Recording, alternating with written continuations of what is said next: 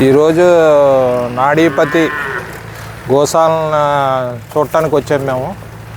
మేము కాకినాడ నుంచి వచ్చాము. ఇది చూసిన తర్వాత మేము చాలా హ్యాపీ ఫీల్ అవుతున్నాం.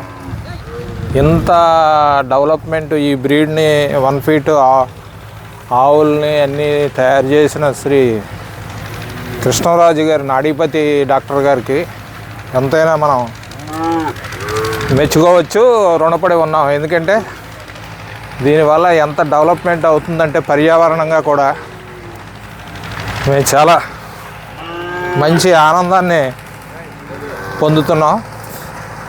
ఇలాంటిది మన ఆంధ్రప్రదేశ్ కాకినాడ జిల్లాలో ఉన్నందుకు మేము ఎంతో గర్వపడుతున్నాం.